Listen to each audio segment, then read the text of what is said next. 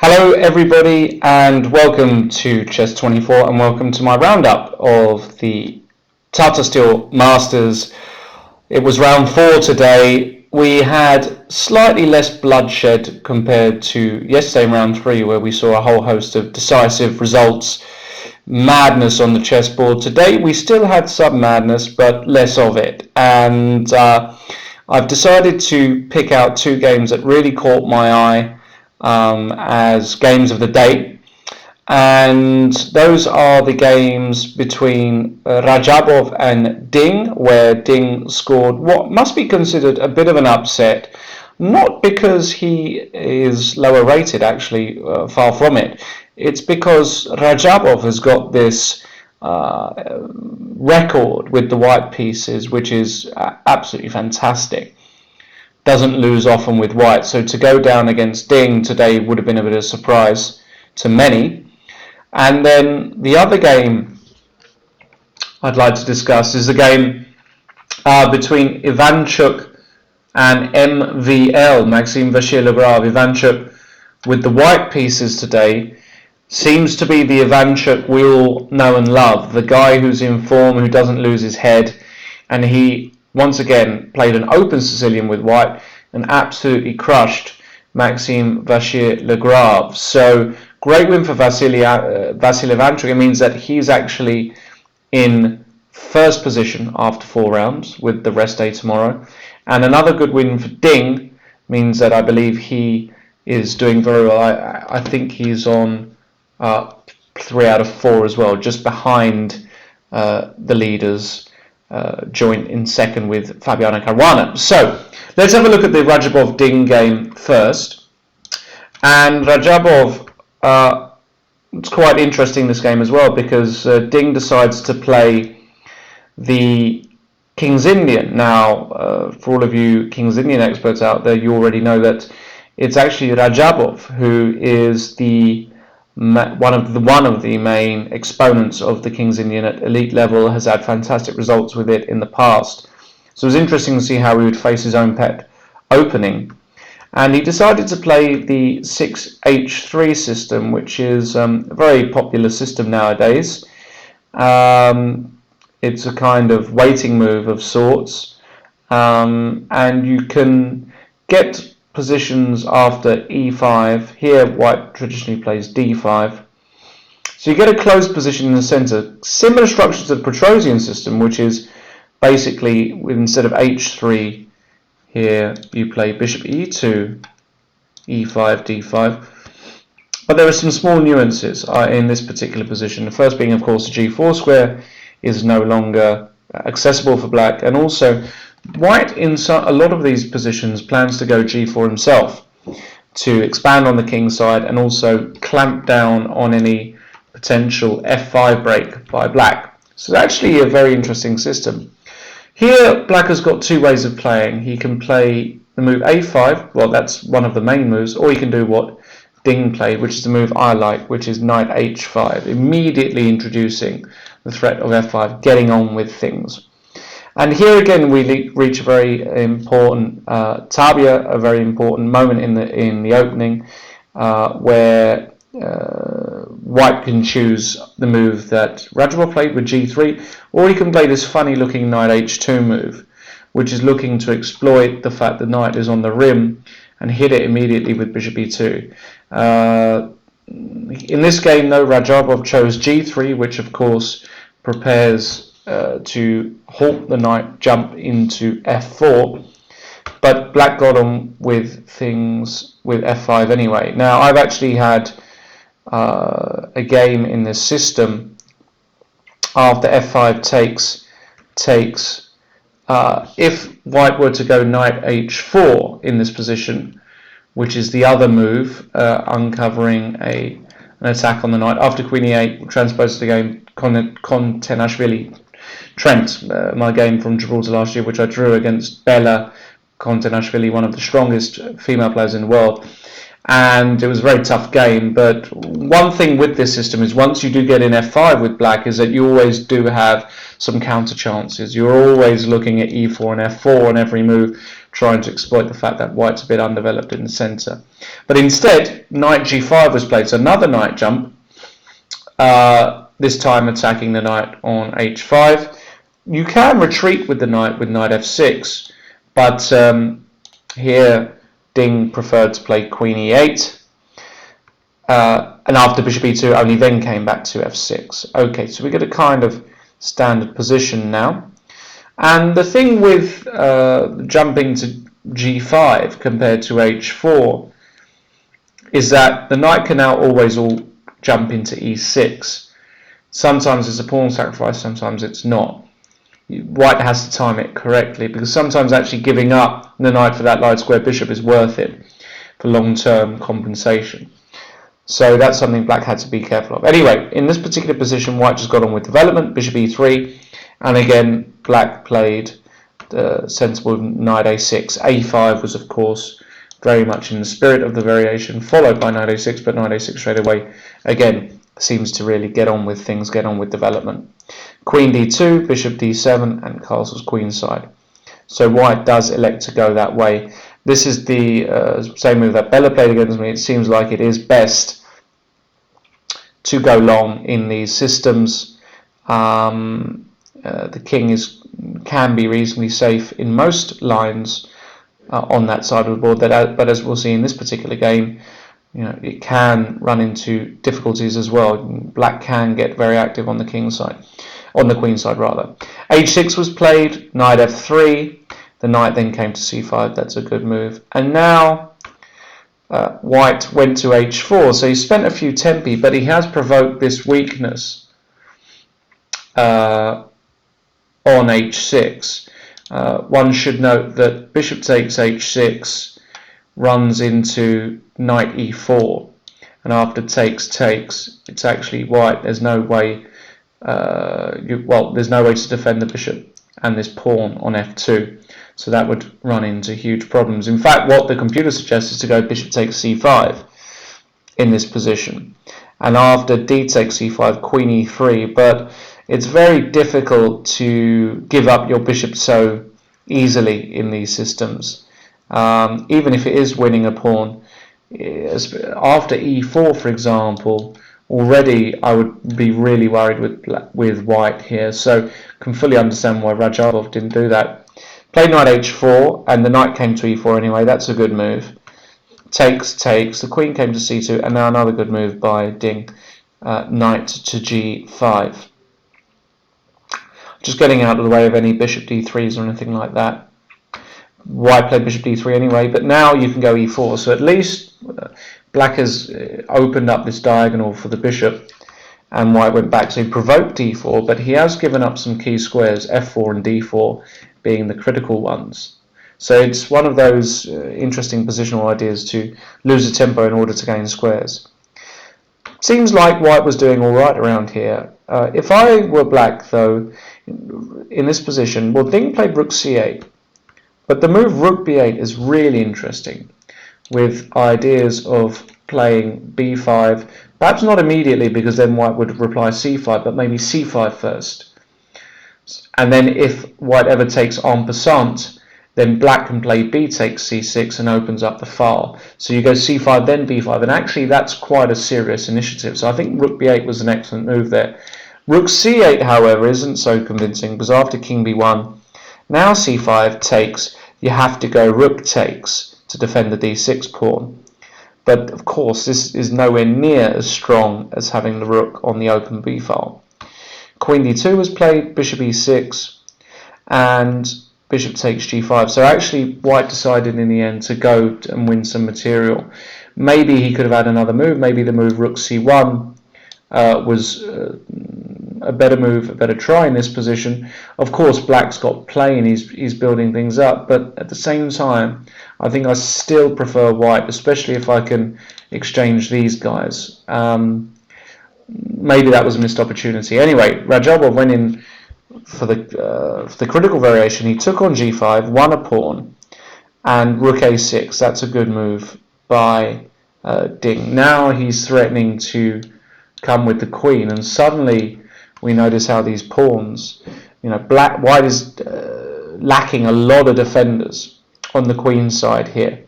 So he played rook d2. Maybe a3 was better, because after rook d2, the move queen a4 was apparently very strong, which Ding didn't play, missed that one. The point is that now, after a3, which looks like the only move to defend things, queen b3, you're threatening rook takes a3, and there's no way to budge this queen, and that looks absolutely deadly. White might have a defense, but it's very uncomfortable indeed. So, well, Ding played b5 anyway, trying to open up the diagonal for the bishop down here. Rook c1, queen f7, knight g6, and bishop f6 followed. So knight g6 trying to hop in, maybe trying to play knight f4 quickly, get rid of this bishop.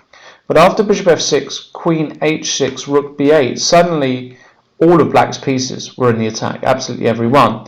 And you have to be very accurate with white if you're even going to hold the balance. Maybe already by now something has gone a bit wrong for white. Maybe queen h6, maybe queen h5 was better to be able to exchange queens, but already here things were looking bad for Rajabov. Knight f4, bishop takes c4, and well, clearly finding his position very difficult by now, he took the bishop with the rook. Takes and knight d5. But this exchange sacrifice, he would love if he had one move to get in bishop takes c4, of course he'd be fine, but he doesn't, because after bishop g7, queen g5, c3, it was excellent by Ding. And the point is that after bishop c4 now, you can't really take this rook off on a6 because of c takes d2 quite simply, and rook takes b2 is coming, so you can't do that. So after bishop c4, maybe this was the point of his variation, but I think he missed the fact that you can just take on d2 anyway. And after check, king f8, you give up the queen, but this pawn on d2 is literally about to queen on d1, not to mention you've got rook takes b2s in the air as well. And after check, king e8, he got the queen, he won the pawn on f5. Now white might have been thinking maybe I can salvage a draw here with some perpetual after king h8, but king c2, the dreaded 39th, 40th, well it's the 39th move, but we normally do it on the 40th, 41st move, actually lost the game. He had to try queen e6, after which the computer shows after about 20 checks, black actually gets out of the perpetual check and wins. So he should have tried queen e6, at least given it a go, because it isn't completely straightforward. There are so many checks white can give, but king c2 was nicely finished off, because after check, king d1, this was his idea. The fact is you can just give check on b1. White has to take the pawn, but now after rook takes a2 check, king e3, rook e1 check, this is the key move, king f4, rook takes f2 is picking up the queen and winning. So a great game there by Ding, not full of, not the most precise game he'll ever played, but he showed that he's a very dangerous player with the initiative, and Timur will be disappointed with that performance. I think with white, played a lot of inaccurate moves, let Ding have a lot of chances, so he'll be looking to come back, make a comeback I should say, after the rest day. Next game, Ivanchuk versus Vachier-Lagrave. A great game by Ivanchuk. Played an open Sicilian, and he faced, of course, the Najdorf variation, which is Maxim's pet line. And we had a repetition, as we often see after this 6 bishop e3 move. You get one move closer to the time control. Of course, here black has tried a number of things, e6, tried e5, but knight g4 has been a loyal move of Maxim's. So it was really interesting to see how this worked. Well, Vasil Ivanchuk didn't. By the way, his name is now Vasil Ivanchuk, not Vasily. It seems that he's changed that officially. So Vasil played bishop g5, which is the critical line, h6, bishop h4, g5, bishop g3. This has all been seen before. Black expands on the king's side. Looks like he weakens a lot of squares, but claims that he gets fianchetto very quickly, and this bishop can sometimes feel a bit out of play. So bishop g7 was played here, and now h3. A lot of moves White has tried here. The move bishop e2 was the move that I first saw. Seen it in a number of high-level games. In fact, Vachier played against it with black with success against Alexander Motilev in Biel 2014. So he had good memories and obviously played that game recently. Perhaps Ivanchuk didn't feel like that was the best way to go. The point being h5 is a very good move here. So that didn't happen. The other move you have in this position is to play the move Queen d2, which has also been faced by Maxime, and another very, very successful outing, this time against Mickey Adams, no less, in the 4NCL. So in this variation, Maxime scored a win against Vachier-Lagrave as well, drawn against Ganguly, drawn against Kamsky, but doesn't seem to lose much in this line, which is why perhaps he was feeling quite confident. Anyway, Vasil played h3, which is a move he had only faced a few times. And after knight e5, you can go back to f6, but this isn't really seen as the critical move now. But knight e5, bishop e2, again, a number of moves have been played, knight f5 or f3, lots of different ideas here, but bishop e2 was played by Vasil, just developing his pieces, knight bc6 and knight b3. This is all theory, by the way.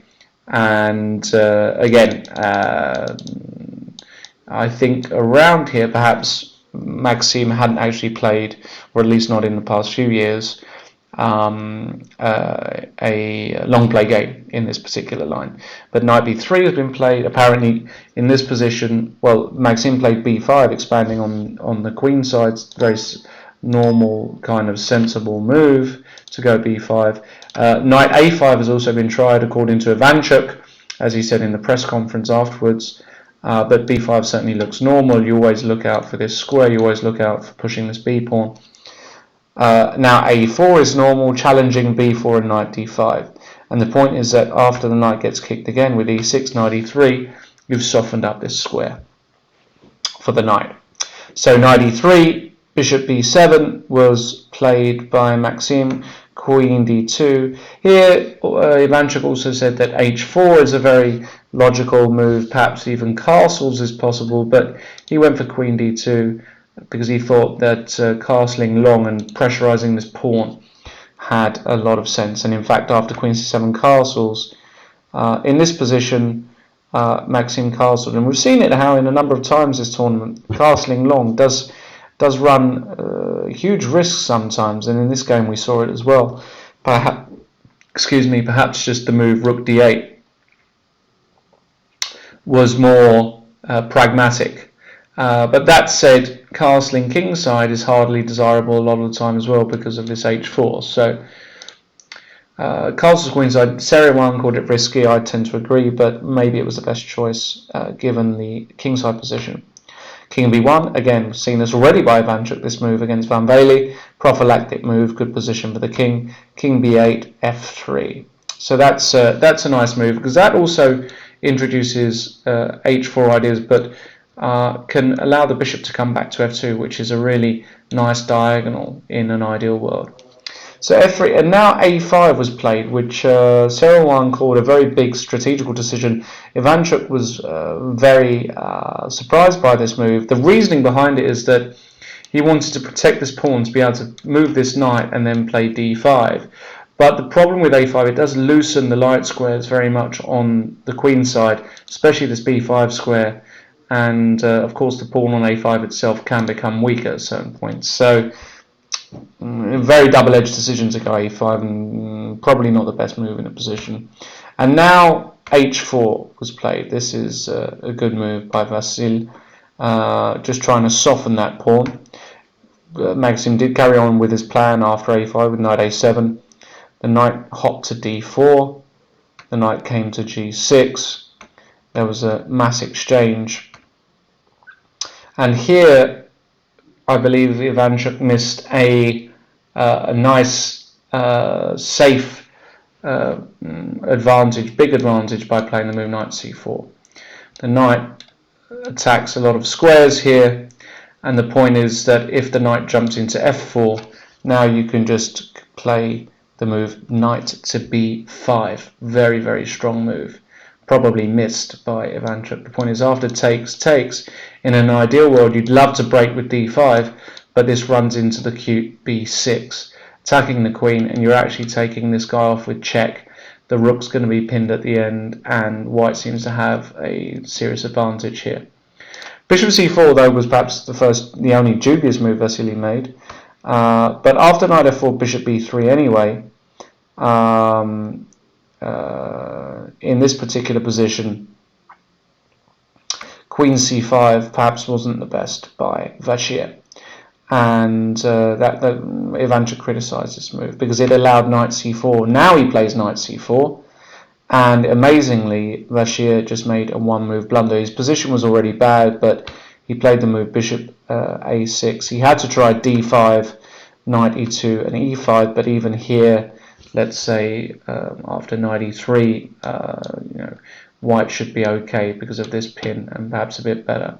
But bishop a6 is a blunder in one because of the very neat bishop f2. And I think what Maxime missed is he can't win a piece with bishop takes c4. I think originally he was probably analysing knight takes e6, but that runs into queen e5, and that wins. But he missed the move after bishop takes c4, the lovely knight b5, which is not so obvious, but it is obvious when you, of course, see it once it's done. The bishop uncovers an attack on a7, and actually here Maxime resigned, because let's say he plays queen c6. Well, here you can just take on a7. If the king goes to b7, you whip the bishop off and play knight takes d6, and this mass exchange after king a7, queen e7 check will be checkmate. And if you go to a8 here, well, you can just take and go bishop b6, and that's resigns because all of these guys fall. There are too many threats in the air, and it's just curtains. This knight doesn't play a part. So one little inaccuracy by Ivanchuk, but all in all, a fantastic game. Showed great strategical understanding as always. Means that he's actually the leader after 4 rounds. Hope you've enjoyed this summary of today's games. Remember to check out all of the other great features we have on Chess24. And until the next time, have a great evening.